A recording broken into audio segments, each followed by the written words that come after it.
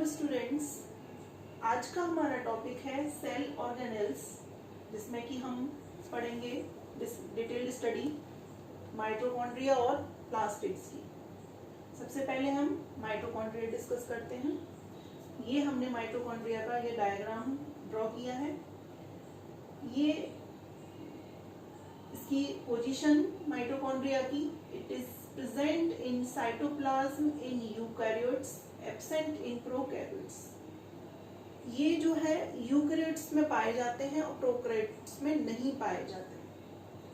इसकी जो स्ट्रक्चर है टिनी, स्फेरिकल और रॉड लाइक स्ट्रक्चर होती है।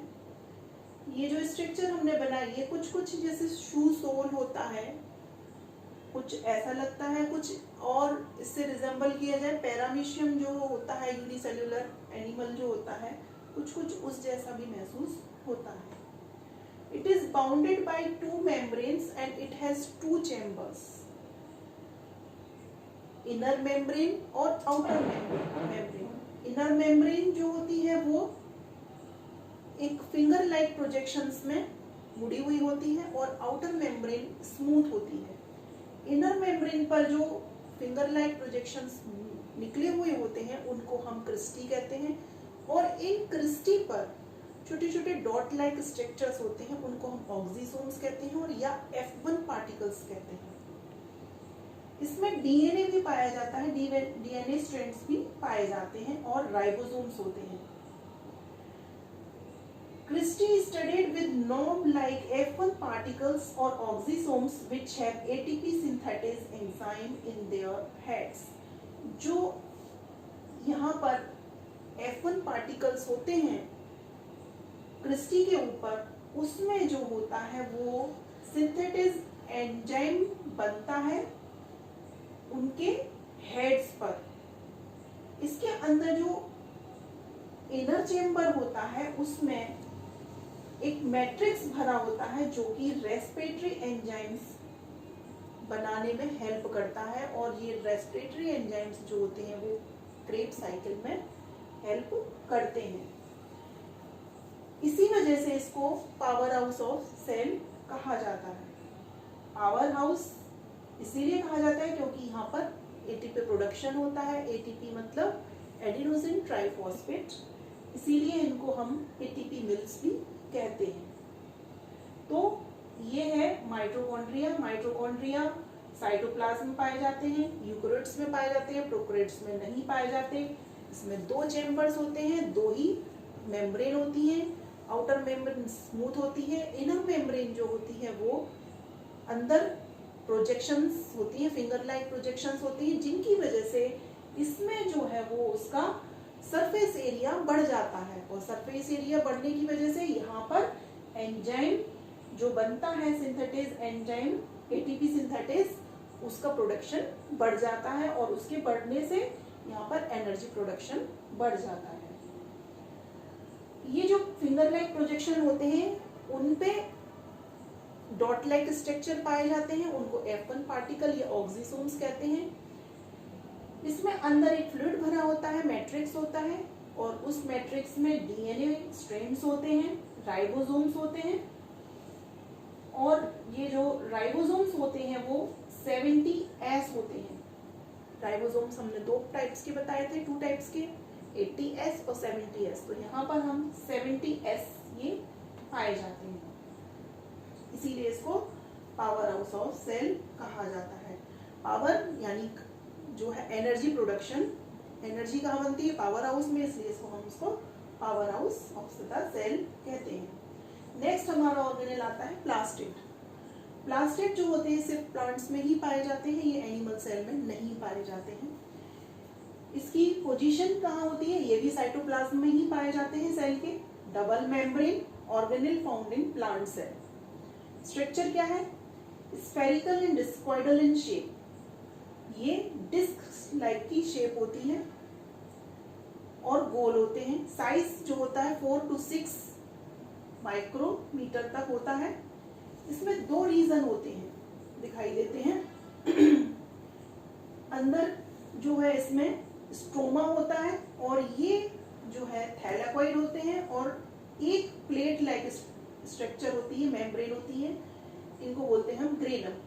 Grana stack of the membrane bound flattened discoid sacs containing chlorophyll molecules so called kitchen of cell.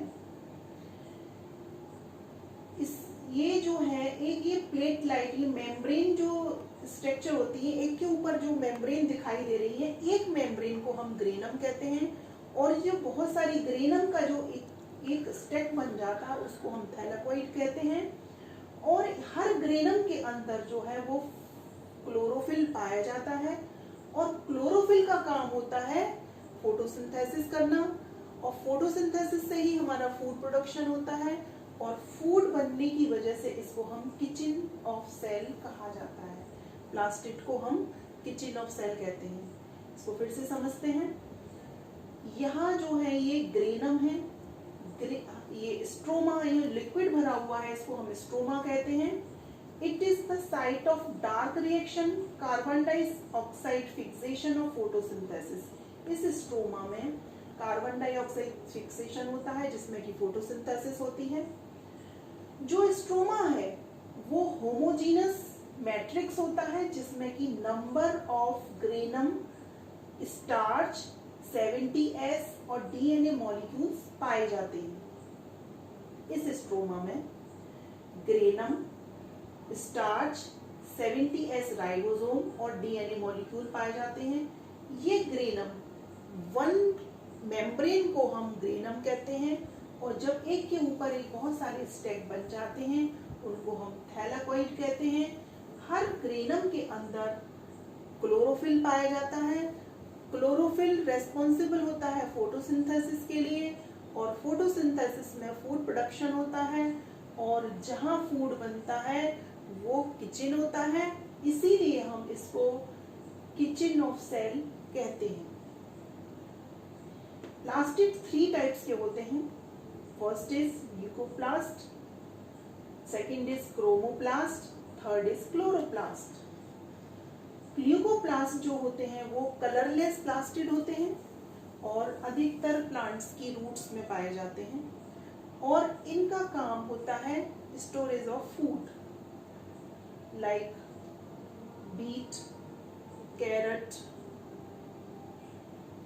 Potatoes. और दूसरा प्लास्टिड है क्रोमोप्लास्ट.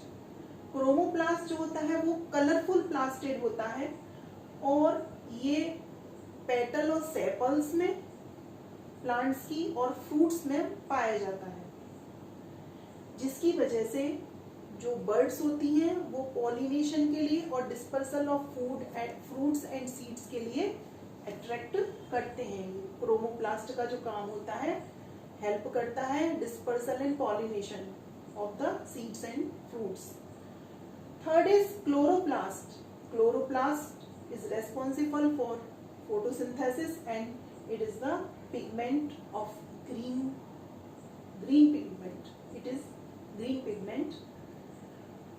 इसके जो एग्जाम्पल है क्रोमोप्लास्ट, जितने भी प्लांट्स होते हैं वो अधिकतर ग्रीन कलर के होते हैं, तो उसमें क्लोरोप्लास्ट होता है यानी क्लोरोफिल होता है जिसकी वजह से उनका कलर ग्रीन होता है. लेकिन पत्तियों का मतलब जो पंखुड़ियां होती हैं फूलों की, सेपल्स होते हैं, उनका रंग रंगीन होता है, वो क्रोमोप्लास्ट की वजह से होता है. इसका एग्जाम्पल है आप ग्रीन चिलीज जो होती हैं जब बनती हैं उगती हैं तो वो ग्रीन कलर की होती हैं और उसके कुछ समय बाद जो है वो रेड कलर की हो जाती हैं, तो क्लोरोप्लास्ट कन्वर्टेड इनटू क्रोमोप्लास्ट. इसी तरीके से टमाटोज का एग्जाम्पल आप ले लीजिए कि टमाटोज में भी जो है पहले वो ग्रीन कलर के होते हैं और कुछ समय के बाद जो है वो रेड कलर में चेंज हो जाते हैं और क्लोरोप्लास्ट कन्वर्टेड इनटू क्रोमोप्लास्ट. तो ये आज हमने प्लास्टिड्स के बारे में पढ़ा जो कि सिर्फ प्लांट्स में ही पाए जाते हैं. साइटोप्लाज्मिक ऑर्गेनेल्स हैं ये दोनों. इससे रिलेटेड कोई भी क्वेरी हो, कोई अगर क्वेश्चन आपको ना समझ में आ रहा हो वो आप हमसे डिस्कस कर सकते हैं. इसका जो डायग्राम है अधिकतर ये दोनों ही हमारे ऑर्गेनेल बहुत इम्पोर्टेंट हैं और अधिकतर एग्जाम्स में पूछे जाते हैं. आप इसको अच्छे से तैयार करें. इससे रिलेटेड कोई क्वेरी हो आप कमेंट करके हमसे पूछें। हमारी वीडियो को लाइक करें, शेयर करें, सब्सक्राइब करें। Thank you.